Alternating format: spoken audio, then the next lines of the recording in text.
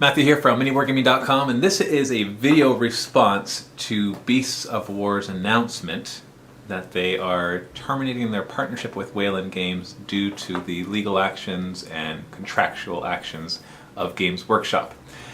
I just had to respond to it because it obviously is a very important matter in our market for you, the gamers, as well as for us business owners.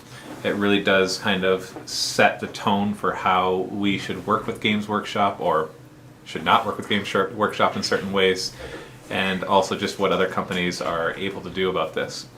So this is a very impromptu video. I haven't really written down a set of thoughts that I want to go over specifically. I have obviously done a lot of thinking about it because I watched the video, I read the whole article. By the way, if you want all the information about exactly what happened with Beasts of War and Games Workshop, then I'll put a link in the video description or a link below this if you're watching this on MiniWarGaming. Or you can just go to their website, beastsofwar.com. They are not shutting down. They are simply no longer going to be affiliated with Wayland Games. So here is the basics of what happened. Essentially, over the past few years, Games Workshop has sent cease and desist letters and other legal notices to Beasts of War, mainly in regards to leaking information before the release date. There's been other issues as well, but that seems to, when you look at the majority of them, they're really going after Beasts of War, not just Beasts of War, other sites as well, whenever they put up leaked pictures or leaked information about Games Workshop products before Games Workshop officially announces them, hence why they're leaked. I had always thought in the past, I will tell you honestly, that Games Workshop's policy of that they switched to in the past couple of years, where they basically don't tell you what's coming out, including the retailer. The retailer doesn't know until the week before it actually comes out. So basically their timeline is a week before something is released, they put it up for pre-order and they announce it, they put it on their email newsletters and they put it up on their website and everything like that. And usually a week before that, they put out a very small video, a teaser trailer, I guess you could say, that really doesn't give you any information except hinting at what faction is getting updated. So they really don't want to have any information about anything they're releasing until it is ready for pre-order 1 week before it actually hits the streets. And I thought, kind of leading up to this issue with Beasts of War, I'd always thought that Games Workshop had done that, but then been like, yeah, we don't want anybody to know, but we'll leak this information out. Because it's actually a marketing tactic to do that, to leak information before you officially announce it, because it creates a bit of a buzz, it creates people talking about it and getting interested about it and speculating about it. Heck, you can even get ideas of what to do by what people speculate on. And it actually is a good marketing tactic. And so I thought that's what Games Workshop was doing. But now seeing exactly what's happened with Beasts of War, I've changed my opinion on what they actually want. I think they genuinely don't want anybody to know anything that they are releasing until they announce it. And that might sound like a well duh, but like I said, it is actually a good marketing technique to have the leaks and everything, information like that, out into the marketplace. It is confusing to me why they would take a stance of wanting no pre-launch news out there when you look at pretty much every industry relies on that. If you look at the entertainment industry and as a whole, video games, movies, TV shows, a lot of that stuff, that kind of media relies on trailers. Heck, they'll have a teaser out at least a year in advance. In some cases with computer games like StarCraft 2 had 3 years of lead up. Now, there's something to be said about having too much lead up, but that's not really what I want to discuss. It just seems to be the norm in pretty much every industry to let the public generally know, and through the news media and all that kind of stuff, what they're going to be coming out with in the coming months at least, sometimes even in the next year or a couple of years from now. And whether that's good or not is really to be determined. Or sometimes not to be determined, because it's hard to really, how do you test it really? You'd have to go into a parallel universe where you release information about it a month or two in advance, as opposed to this universe where Games Workshop releases it a week in advance, pretty much. They put it up for pre-order, and that's when they announce it. And that's really the only 100% foolproof way to know if what you're doing is the right move. So instead, what companies like Games Workshop have to do is try out something, such as changing how they release information on their products, and then observe changes to their revenues, to how their customers respond, to how things move, how things sell, and try to project that backwards and forwards and realizing what exactly it is that is working and what isn't working. It's a bit of a crapshoot, I will admit. We do the same thing. I call it the I've heard it called the spaghetti test, where you kind of take spaghetti, and in order to know if it's ready, you throw it against the wall, and if it sticks, then it's good, and if it doesn't, then it's not ready. That's just what it's called. And so the spaghetti test, we do that a lot. We'll try out new types of videos and see how people respond. And it's a type of spaghetti test in the sense that they try out something, and if it looks like it's working, then they're like, okay, well, if it looks like it's working, let's keep doing it. And if it doesn't look like it's working, then let's change it. I personally disagree with not getting information out, but it really doesn't matter what I think. And to be honest, it doesn't actually matter what you think overall, even as the end customer, because in the end, they are a company that needs to make money. And when it comes down to it, you and I know very little about running a multi-million-dollar company, a multi-hundred-million-dollar company. We know incredibly little. Even me as a business owner, I've really only got experience with my own personal businesses, and I'll tell you right now, they don't make hundreds of millions of dollars per year. I wish. So I'm just a small business owner. So we're mostly not qualified, really, to discuss what Games Workshop should or should not do. Now, having said that, we all like to give our opinions, including yours truly, which is what I'm going to be doing in this video about what has happened with Beasts of War specifically, and also just with the Games Workshop policies in general. So, first off, I disagree, as I said, with only giving information about your product releases a week before you actually release the products to your stores, like the street date essentially, and then not wanting to leak the information. However, if that's what they want to do, then I don't necessarily disagree with them taking legal action as much as they can to prevent it from happening. If they truly believe that this is better for their business, that obviously they're going for some sort of impulse buy here, which is interesting considering the market that we're in. They're not wanting people to plan what they're going to buy at all. They want people to just come into the store or see the stuff go up on the website and be like, I want that right now, and they grab the pre-order. And you can tell that they're going for the impulse buy because when they announce the pre-orders, there's a lot of limited release stuff that's usually gone by the time you even take a look at it. Warhammer Fantasy is a good example because they have the magic cards that they release with a new faction or an updated faction. And I always like to get those because it's just handy for battle reports and also just handy to have it on hand. But they're always limited release, and they're gone within a couple of days, usually, of the pre-orders being announced. And they also do all their limited release codexes, where here's the Space Marine Codex, but then you got the one that has the cover of the White Scars, the one that has the cover of the Blood Ravens, or whatever they did. And then they have other limited release stuff as well. So they clearly, without question, I can say, they are going for an impulse buy with this stuff. And that relies a lot on your existing player base rather than new players, especially with the price point that things are at right now. Because, we can complain about price points all we want, but what it comes down to is the hobby is expensive, but when there's a new release, like an existing Space Marine player, for example, and the new Space Marine stuff comes out, doesn't have to spend thousands of dollars on the new releases because they already have a lot of stuff, and so they just maybe buy a new tank or buy the new Centurions, or they spend a couple $100. Some people obviously spend a lot more than that, and some will spend less. But in the end, when you're an existing player, you don't have to spend as much to get the new releases. You buy the new codex and a few new things. And so they can kind of have those prices jacked up because if you're just going to buy a box of stuff, whether it costs $50 or $70, I don't think it's going to make a difference as to whether or not you'll buy it. Like, obviously, it will make some difference, but for the most part, that price difference right there won't make a huge difference in existing players. And so, of course, that extra $20 or whatever the difference is a huge difference in their profit margin.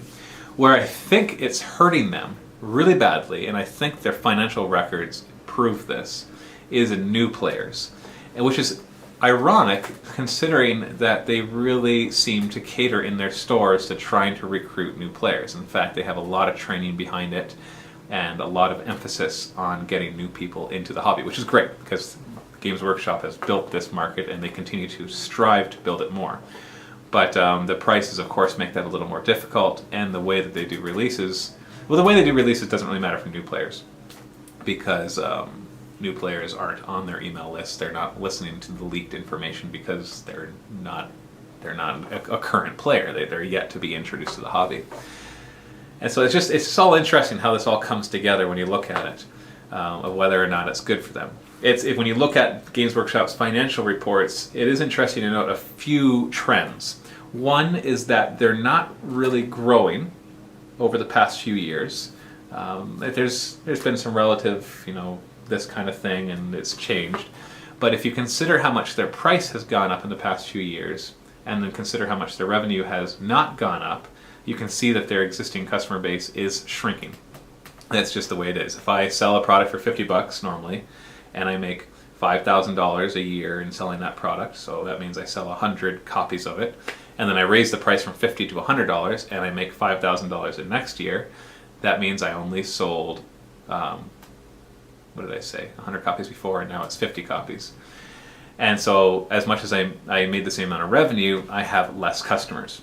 More profit, mind you, so the bottom line looks good, but it is less customers. Now, is that a bad thing? Not necessarily. It's actually not necessarily a bad thing. If I can make the same amount of revenue from less customers, then I'm definitely going to want to do that, because it means less overhead, it means higher profit margins and everything else. So maybe Games Workshop's intent is to actually shrink their customer base, and the reason that they're so intent on getting new customers in there is to kind of make sure that they have that flow, because no matter how big your customer base is, you still need that funnel. You still need new customers coming in all the time, no matter what your business policy is like. And so it's possible that the way they're looking at this whole thing is we constantly want an influx of as many customers as possible. However, we want to make sure that we maximize the profit margin, which is that's kind of a well duh kind of thing. And they do this by a couple things. One, increasing their prices as much as they have in the past few years. Probably needed to be honest. If they were able to that much and maintain their revenues, then it was probably a good move. And then really focus on our new releases being impulse buys, rather than something that people can really think about and build up towards. Because let's face it, if you know in 3 months that your favorite army is about to get updated, then you might not buy the new stuff for this month, because you're going to kind of logically say, well, I don't want to spend $500 on this new stuff because Tyranids are coming out in January, and I know I'm going to want a bunch of that stuff, even though you haven't really seen any of it and know what it's going to be.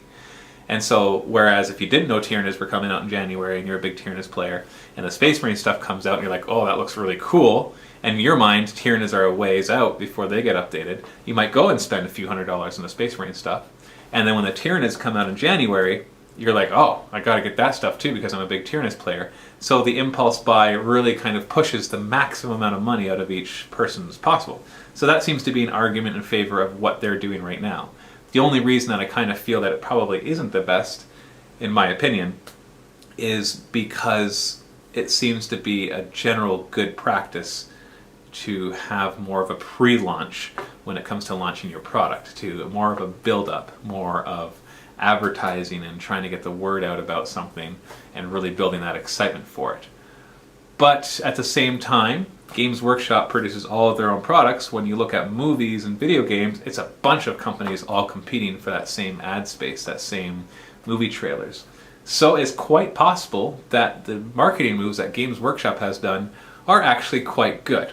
I don't think they are, but like I said before, I am not qualified, any more than the majority of you are qualified, to really say what is a good marketing move for a $200 to $300 billion a year company. Because most of us, let's face it, don't have any clue what the heck we're talking about when it comes to it. And I include myself in that group.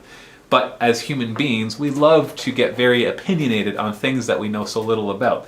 Just think about discussions on politics and religion. People get into very heated discussions as to why you should have welfare and why you shouldn't have welfare. And when you actually look at both their arguments, whether you agree with one or the other, both of their arguments usually end up being flawed considerably. Even if one of them is right and the other one is wrong, usually their arguments for being right are very flawed, and the arguments for this person are very flawed as well. And we do that. We kind of get our opinion on something, and then we just like, I'm going to defend this opinion. Any information that supports me, I will take, and any information that doesn't support my opinion, I'll throw away. and then I'm just going to keep using this stuff to make myself more and more sure in my opinion, and I will not budge. And Games Workshop is a big evil company whose intent is to dominate the world and not let anybody have happiness. When really we don't know what the heck is going on. I have a hard time believing that Mr. Kirby, the CEO of Games Workshop, is intent on destroying the company that he's built for the past few decades. It just doesn't feel like something that you would do. Even though he's close to retirement, it just doesn't seem plausible. Okay, it's plausible. It doesn't seem probable that he would destroy the company just to inflate the numbers right before he gets out. Just, I don't know him personally, so I guess I can't say that for sure, but that's just what it seems. Now, bringing this all back to Beasts of War. So what happened is they got lots of cease and desist letters and information whenever they would talk about or stuff that's coming up, because they would often show leaked pictures or leaked whatever it happens to be, along with a lot of other websites as well. And they would keep getting that, take down notices, take that down. In fact, sometimes they were overzealous, saying take down every video that has any Games Workshop product in it, which I think is kind of ridiculous. And to the point where even a update in the UK trade agreement, which is interesting, that's the UK one, where a store will be penalized if they're affiliated with another company that leaks information. And when they checked to see what that meant, because I had announced months ago that Wayland Games was going to be providing a discount to our Gold Vault members, but that got put on hold for that exact reason, is because they had to look into this more legally, what it meant to be affiliated with another company. Because we as MiniWargaming, we don't show leaked information, but on our forums somebody might. And so that could actually be a case for Games Workshop to look at MiniWargaming and say, look, on their website they have leaked pictures, and they are affiliated with Wayland Games, so we are not going to give Wayland Games new releases for 6 months. That's what it actually says. That's the penalizing part right there. And if they continue to do that, then they could actually get shut down as well. So that's why all that got put on hold, because they had to investigate this. Well, when they asked the question, what does it mean to be affiliated, they specified, Games Workshop specified more, that it's actually a company that's partly owned or has part interest in, so more a partnership than an affiliation. So as far as I understood, MiniWargaming, if Wayland Games was providing a discount to MiniWargaming's Gold members, that wouldn't be considered being affiliated with us necessarily, although we got to look into that a little further.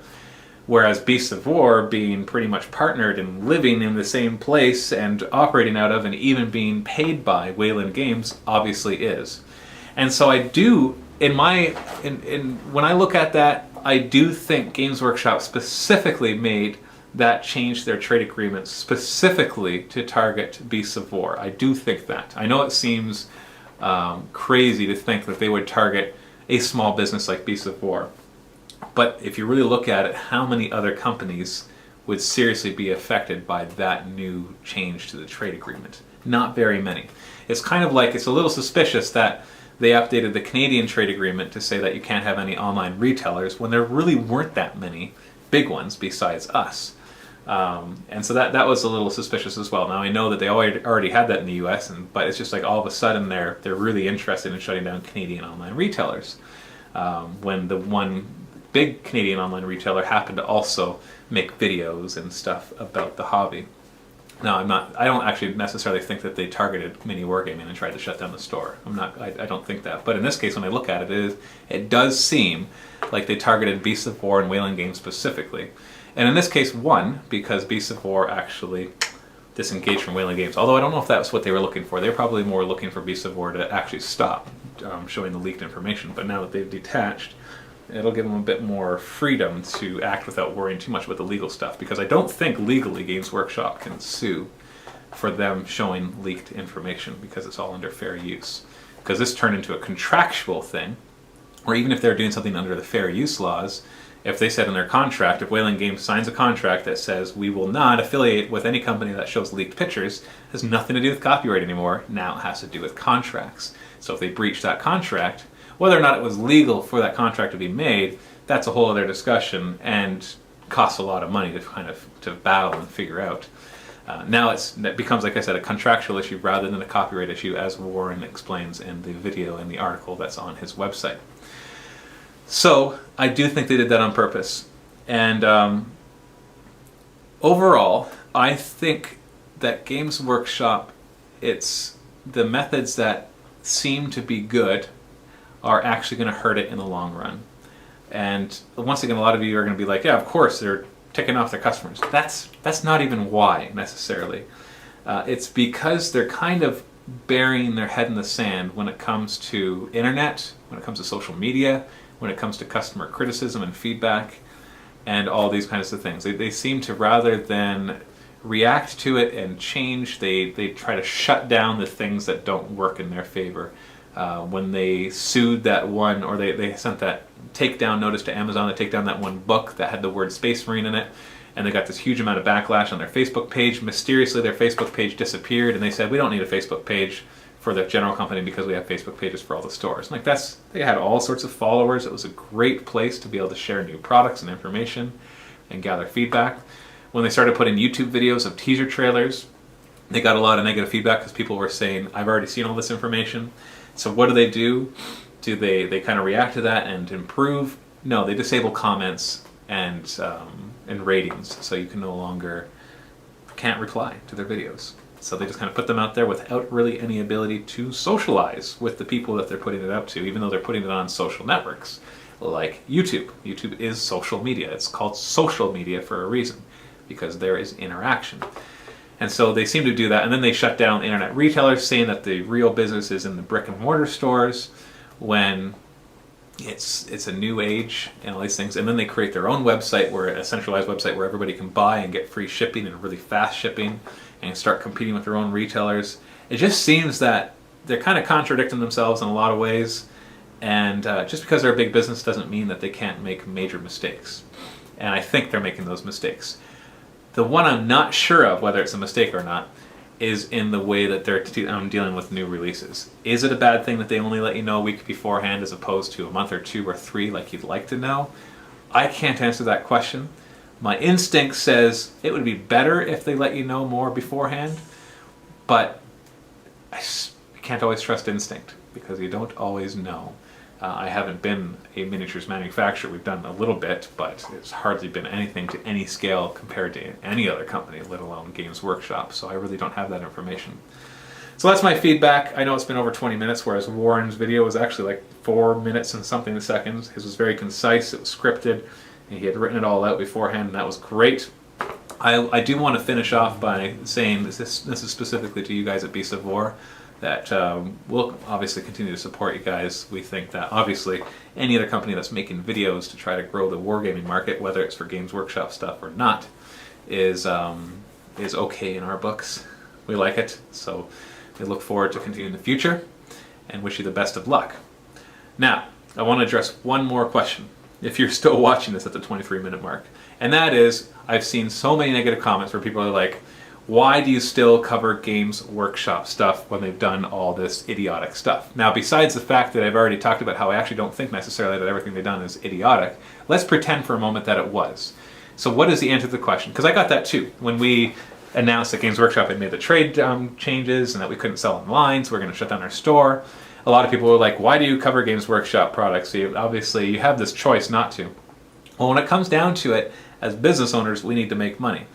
And when it really comes down to it, in this market, Warhammer 40K specifically is by far the biggest game.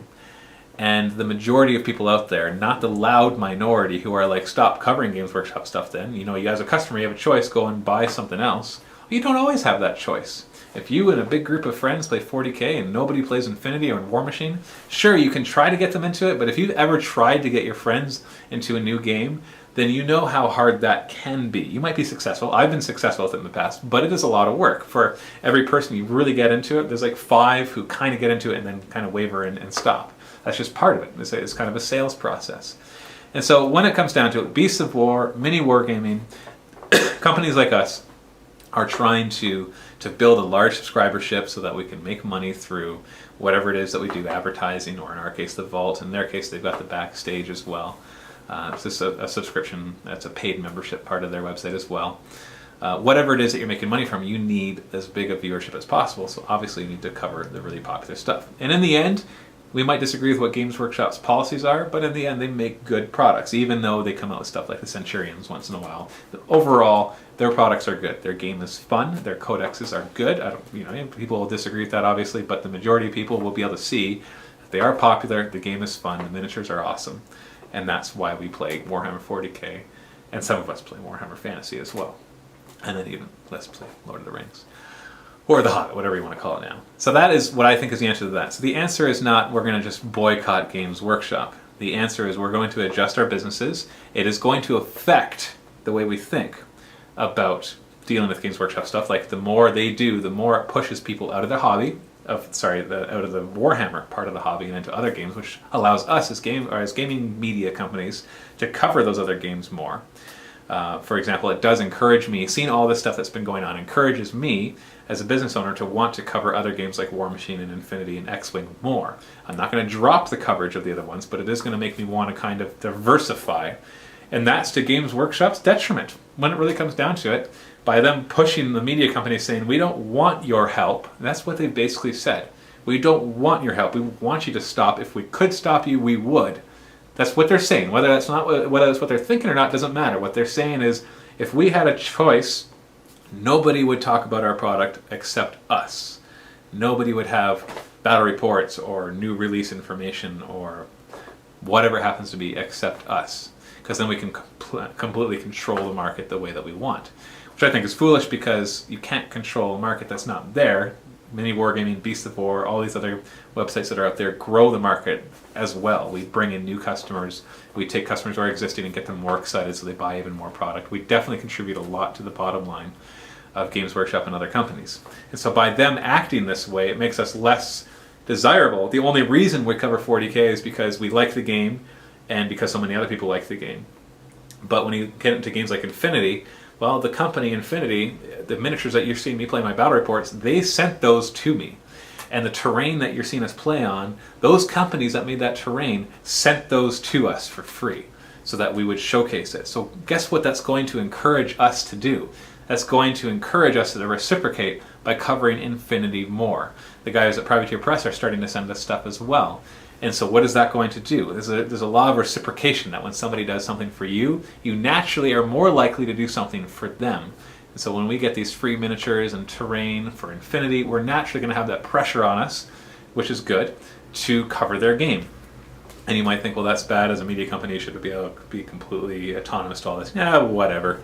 I like having that pressure because it allows us to work with these companies and build a good relationship with them and want to do that. Whereas with Games Workshop, it's just this thing in the distance that we try to stay as far away from as possible while still covering it, like a video camera that's outside of their building, just kind of looking in rather than being able to go into the building. That's all figurative, of course, and literal in some ways as well.